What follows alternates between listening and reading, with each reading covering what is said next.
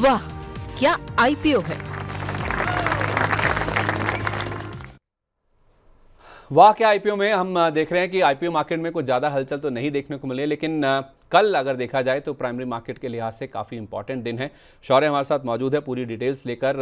I think एक नया IPO खुल रहा है और एक लिस्टिंग भी होनी है, तो उससे पहले ही हम तैयारी कर लेते हैं। क्योंकि आस्था जी हमारे साथ मौजूद हैं और प्राइमरी मार्केट में इनकी बहुत पकड़ है, काफ़ी कीनली काफ़ी क्लोजली ट्रैक करती हैं। तो इनकी जो सलाह रहती है, जो इनकी मशवरे हैं, मैंने भी देखा है कि जिस तरह से ये रिकमेंड करती हैं और जो सलाह देती हैं वो काफ़ी कारगर साबित होती हैं। और ख़ासतौर पे आईपीओ वाले स्टॉक्स में लिस्टिंग के दिन की जो रणनीति होती है वो तो मैंने देखा है कि 95 या 96% तक सही होती है। तो उस लिहाज से ये समझना बहुत इंपॉर्टेंट है कि कल जो लिस्टिंग हो रही है और जो आईपीओ खुल रहा है उसमें आपको किस तरह का मूव करना है या फिर किस तरह की राय बना के चलनी है। शौर्य बहुत बहुत स्वागत है आपका। पहले किसके बारे में बताएंगे, जो लिस्टिंग हो रही है या फिर जो आईपीओ खुल रहा है? जी, लिस्टिंग हो रही है उससे स्टार्ट करते हैं, उसमें क्रेज ज़्यादा है। आपने ठीक है। और अभी आपने कहा कि वाह क्या आईपीओ है, लेकिन आज कहना चाहिए वाह क्या सब्सक्रिप्शन है।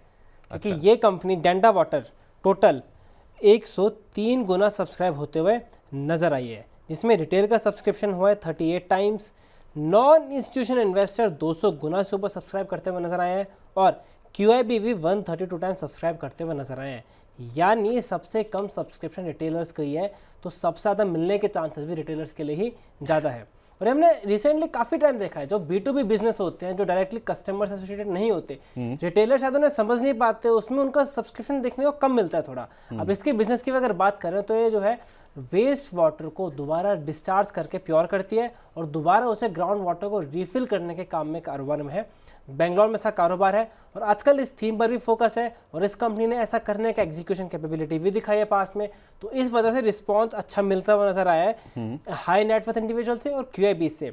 साथ ही साथ अगर बात करें तो एक और पॉजिटिव पॉइंट, इसका साइज छोटा था, 222 करोड़ का आईपीओ साइज था। तो ये भी एक रीज़न है कि बहुत हमें हाई सब्सक्रिप्शन के नंबर देखने में नजर आ रहे हैं। ऑन टॉप ऑफ इट अगर इसका वैल्यूएशन देखें तो इसका प्राइस टू अर्निंग्स रेशियो बन रहा है 10 से भी कम FY24 के हिसाब से, बल्कि जो इसके कंपेटिटर है जैसे वाबाग वॉटेक उसका 30-40 के आसपास का PE है। तो क्योंकि वैल्यूएशन भी कम है, साइज भी छोटा है, बिजनेस में भी दम है, तो सारी बातें जो है फेवर करनी है। लेकिन अब आते हैं GMP की बात, तो GMP घट गया है।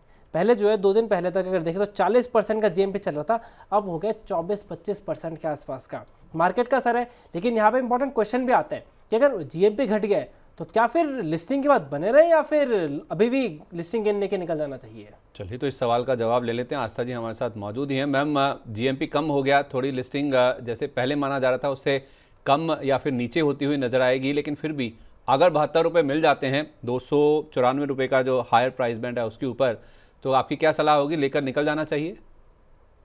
देखिए, इसमें मैं आपको बताऊं 2-3 पॉजिटिव थे। एक तो इनके मार्जिन्स जो थे वो इनके कंपेटिटर्स से ज्यादा थे, तो ये इनका फाइनेंशियल परफॉर्मेंस भी काफी अच्छा था। और दूसरा, इन्होंने प्राइसिंग भी बहुत डिसेंट की थी। तो ये दोनों की वजह से मुझे लगता है कि यहाँ पे एक अच्छी लिस्टिंग होने की उम्मीद है।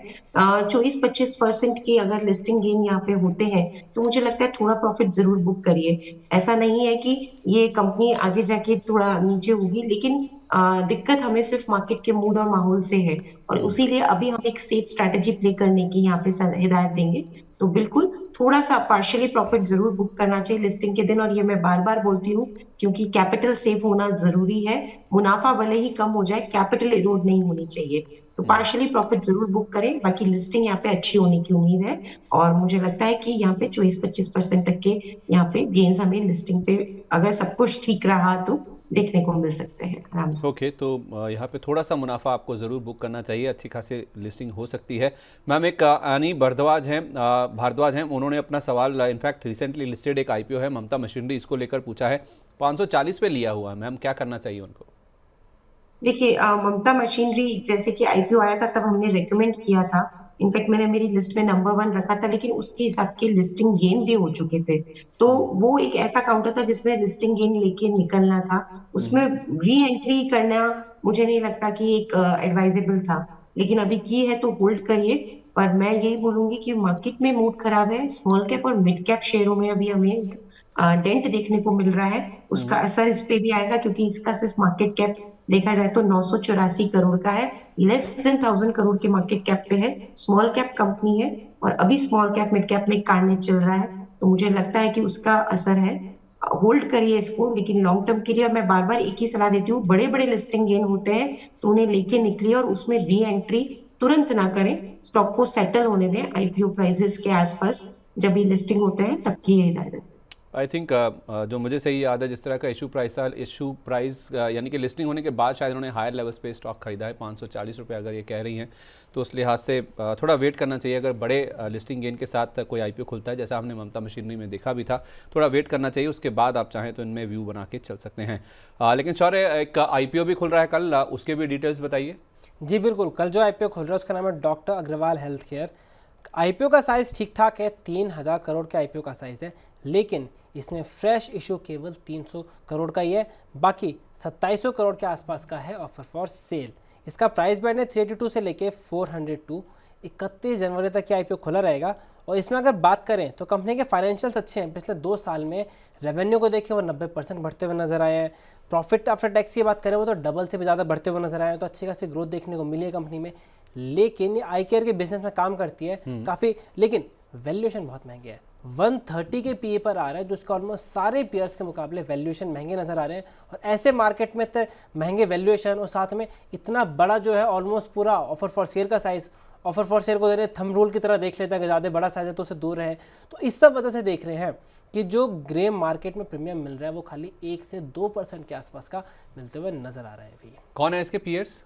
जिसके पीयर्स में आगे जो भी सारी हेल्थ केयर की कंपनियां होती हैं, जैसे अपोलो हेल्थ केयर हो गए, बाकी सारे जो हॉस्पिटल चेन्स हैं वही इनके मेनली पीयर में आते हैं। Apollo, max, Fortis, Narayan Hrudayalaya, ये सारे इसके पीयर्स हैं। मैम, मेनली तो ये आई केयर में काम करते हैं, और जैसे शौर्य बता रहे हैं कि इनके वैल्यूएशंस बहुत हाई हैं, तो आप भी इससे इत्तेफाक रखती हैं। और जो ग्रे मार्केट में 8 रुपये का प्रीमियम है, क्या इससे यही समझ आता है कि इससे दूर रहना चाहिए? देखिए, बिल्कुल, ये जो अग्रवाल हेल्थ केयर है, आई केयर में इनका मार्केट शेयर काफी बड़ा है। मेरे हिसाब से 25% मार्केट शेयर इनका आई केयर सेगमेंट में, जिसमें कैटरैक्ट, रिफ्रैक्टिव जो भी सर्जरीज वगैरह होती है ये करते हैं। इनका हब एंड स्पोक मॉडल भी है, तो जिन्होंने बहुत ज्यादा फैसिलिटीज लीज पे भी ली हुई है, इसलिए एक तरह से असेट लाइट मॉडल भी होता है। शौर्य ने बिल्कुल सही बोला, फाइनेंशियली परफॉर्मेंस बहुत स्ट्रांग है ग्रोथ वाइज, लेकिन सारी चीजें एक ही जगह आके अटक जाती है, और वो है वैल्यूएशन, क्योंकि 130 के पी मल्टीपल पे आ रहे हैं, जो कि अभी हाई है।